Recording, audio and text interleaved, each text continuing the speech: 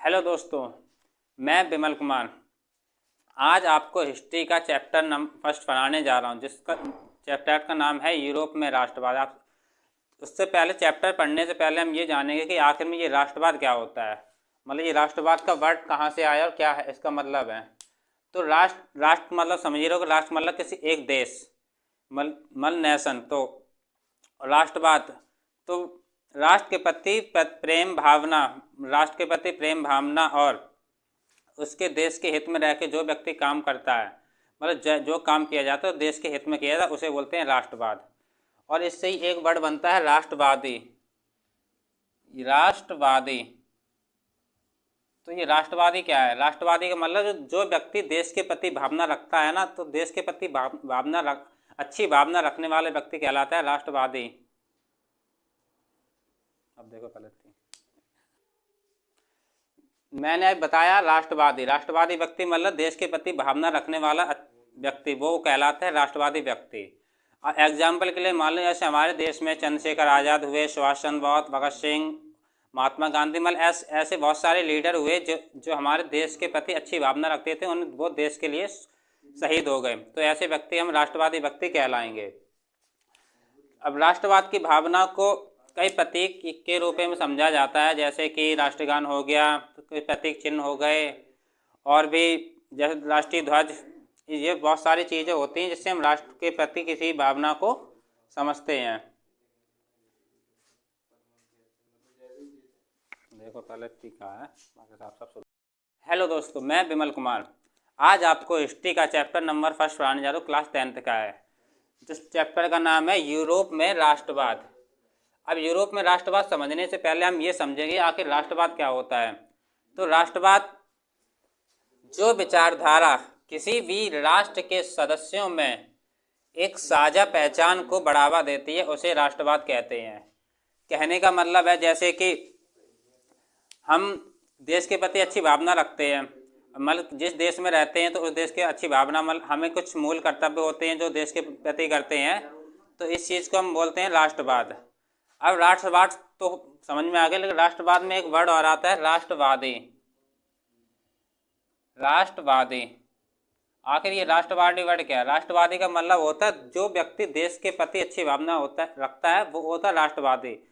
जैसे कि हमारे एग्जाम्पल के तौर पे हम मान लेते हैं, जैसे हमारे देश में काफ़ी ऐसे लीडर हुए जो देश के प्रति समर्पित हो गए, मतलब उन्होंने आपको देश के प्रति समर्पित कर दिया। जैसे कि चंद्रशेखर आज़ाद हुए, सुभाष चंद्र बोस हो गए, महात्मा गांधी, या बहुत सारे ऐसे लीडर हुए थे जो देश के प्रति अपने आप को फांसी पर चढ़ा लिया था, या अंग्रेज़ों के साथ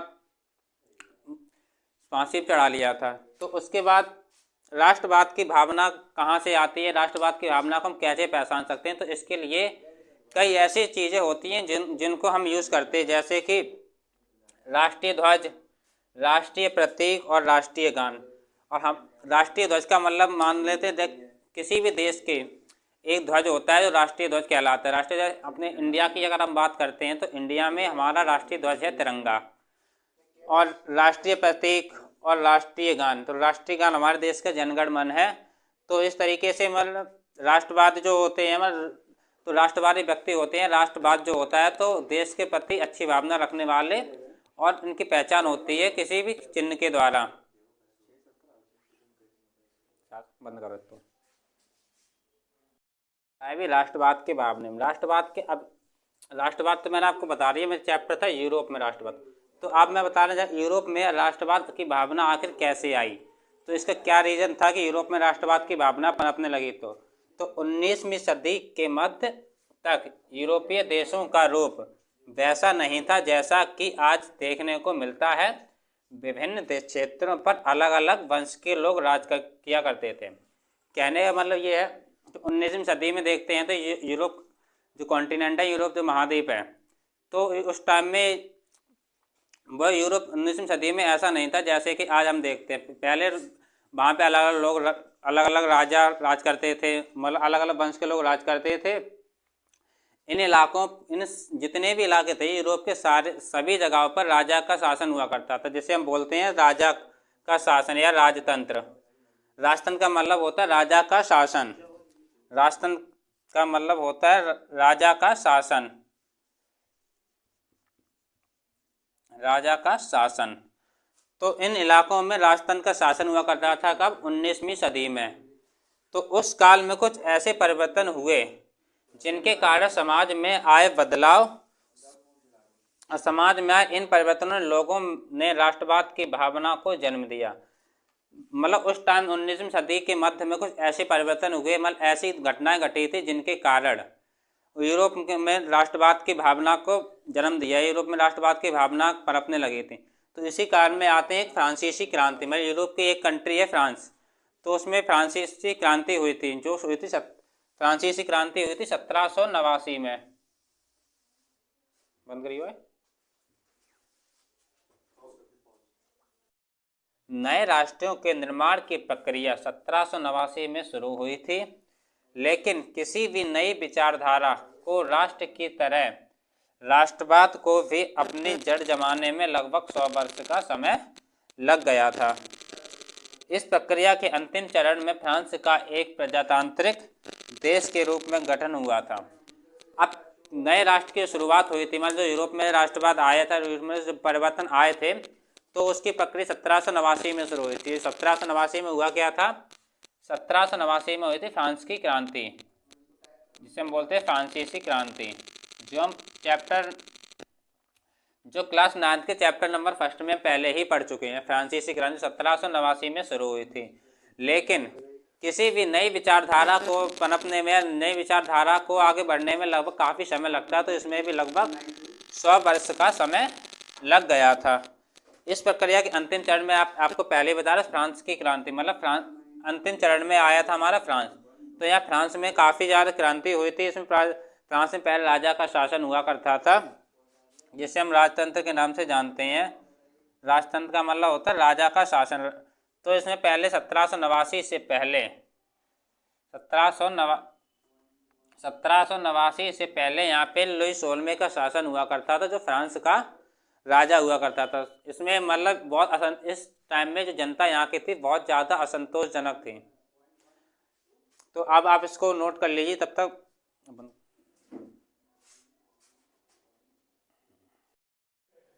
फ्रांसीसी क्रांति के बाद जो सिलसिला चल रहा था यूरोप में, जो राष्ट्रवाद लाने का, राष्ट्र लोगों के प्रति भावना, तो यह सिलसिला फ्रांस के बाद ही यूरोप की बहुत सारी कंट्री में फैल गया था। जैसे कि हमारा जर्मनी हो गया, इटली हो गया, तो इन सारी और भी जो यूरोप की कंट्रीज थी ना, तो वहाँ पे हमारा ये सिलसिला चलता गया, क्योंकि ये फ्रांस को देखकर इनके अंदर भावना आई थी कि अपने देश के प्रति कुछ करें, अपने आप को फ्री करें, जनता मतलब राजा से फ्री करें। तो यह सिलसिला यूरोप के भी अन्य देशों में फैल गया। तो 20वीं सदी की शुरुआत आते आते विश्व के कई हिस्सों में आधुनिक प्रजातंत्र की शुरुआत हुई। मतलब जब 20वीं सदी की शुरुआत हुई थी, तो 20वीं सदी आते आते यूरोप के बहुत सारी कंट्रीज में आधुनिक जो प्रजातंत्र है, लोगों का शासन था, वो शुरू हो गया। वहाँ पे राजतंत्र राजा के हाथों से निकलकर लोगों के हाथों में आ गया, तो प्रजातंत्र में शामिल हो गया। प्रजातंत्र का मतलब होता है लोगों के हाथ में देश आ गया।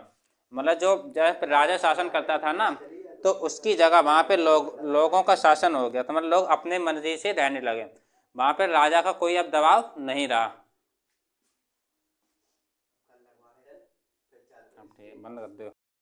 अभी तक हमने देखा था कि राष्ट्रवाद क्या होता है, मतलब राष्ट्रवाद के बारे में हमने जानकारी ली थी, राष्ट्रवाद होता क्या है। तो अब जब यूरोप में राष्ट्रवाद आया, तो यूरोप में सबसे पहले राष्ट्रवाद आया हमारा फ्रांस में। सबसे पहले हमारा यूरोप में जो राष्ट्रवाद आया था, यूरोप सबसे पहले हमारा फ्रांस में आया था। तो इस फ्रांस के बारे में हम जानकारी लेंगे। फ्रांस में आकर जो राष्ट्रवाद आया था, लोगों के मन में राष्ट्र के प्रति भावना आई थी, वो कैसे आई थी, क्यों आई थी। तो फ्रांसीसी क्रांति के बारे में बात करते हैं। तो फ्रांसीसी जो क्रांति हुई थी वो 1789 में हुई थी। जो इसकी डेट थी वो 1789 थी, और जो 14 जुलाई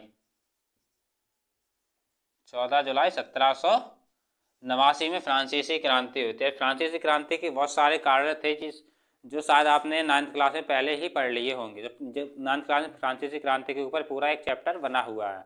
तो इसमें कुछ ही पॉइंट के ऊपर बात करेंगे, जैसे कि जो राष्ट्रवाद की पहली अभिव्यक्ति फ्रांस में प्रारंभ हुई थी। कहने मतलब जो राष्ट्रवाद की जो पहली भावना आई थी, वो राष्ट्रवाद की पहली भावना मतलब देश के आज़ादी लाना चाह रहे थे, राजा स्वतंत्र होना चाह रहे थे, तो सबसे पहले बात है फ्रांस में। तो फ्रांस की जो जनता थी तो वो राजा से बहुत ही ज़्यादा परेशान हो चुकी थी। राजा परेशान इसलिए हो चुकी थी कि जो वहाँ का राजा था, उस टाइम का जो राजा था 1789 के टाइम में, तो वहाँ का जो राजा था वो था लुईस 16वां। लुईस 16 वहाँ का पहले का राजा था इस 1789 में। तो जो राजा था ना लुईस 16वां, यहाँ का बहुत ही ज़्यादा वैसा राजा था, निरंकुशवाद, मतलब जिस जनता पे कोई काम नहीं, जनता इसके डर से कोई भी काम नहीं कर सकती थी। जो जनता इससे कोई भी काम नहीं कर सकती, क्योंकि जो राजा वहाँ के राजा था बहुत ज़्यादा उस पर क्रूरता करता था लोगों पे। क्रूरता के कारण जो जनता थी, जनता बहुत ही परेशान हो गई थी। तो जनता तो बदलाव लाना चाहे थे। तो बदलाव लाने के लिए सबसे पहले यहाँ पे एक आदमी आया था जिसका नाम था नेपोलियन। नेपोलियन उनमें से एक क्रांतिकारी था। नेपोलियन आया तो नेपोलियन ने वहाँ के जनता को समझाया, वहाँ की जनता में आक्रोश, वहाँ की जनता को समझाया, तो जनता में भी कुछ ऐसा उभरा जिससे राजा के खिलाफ, वो राजा के खिलाफ हो गए थे। तो उस फ्रांसीसी क्रांति ने वहाँ की राजनीति और संविधान के कई बदलाव किए थे। राजनीति मतलब जब फ्रांस में बदलाव आए थे तो फ्रांस में बदलाव के साथ राजनीति बदलाव आ गए। जो शासन था, जो शासन वो राजा के हाथों से निकल के कहाँ चला गया, प्रजा के हाथों में। जिस वहाँ का जो शासन था वो प्रजा के हाथों में चला गया, प्रजा के हाथों में शासन चला गया। अब वो जब प्रजा के राजा के हाथों से शासन चला जाता है तो वहाँ पर राजा की कोई बात नहीं मानता, तो राजा को वहाँ से जाना पड़ा। तो इसी में 1789 में सत्ता का स्थानांतरण राजतंत्र से प्रजातांत्रिक संस्था को हुआ। इस नई संस्था का गठन नागरिकों द्वारा हुआ था। अब नागरिकों द्वारा कैसे हुआ, क्योंकि वहाँ की जो फ्रांस की जनता थी, फ्रांस की जनता ने अपने आप को फुल आज़ाद, मतलब पूरी तरीके से राजा से आज़ाद करा लिया था। वहीं नेपोलियन जब आया था तो नेपोलियन ने वहाँ पे एक संविधान बनाया था। जब नेपोलियन आया था तो उसने 1791 में फ्रांस का संविधान बनाया था, फ्रांस का संविधान।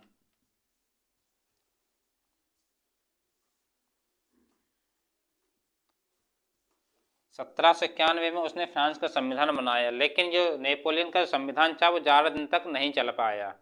अब ज़्यादा दिन तक नहीं चल पाया तो वो क्यों नहीं चल पाया, क्योंकि जो संविधान था 1791 में वो उसमें जात पात ऊंच नीच को लेके ज़्यादा भेदभाव था। इसमें लोगों में आपस में हमेशा लड़ाई झगड़े हुआ करते थे।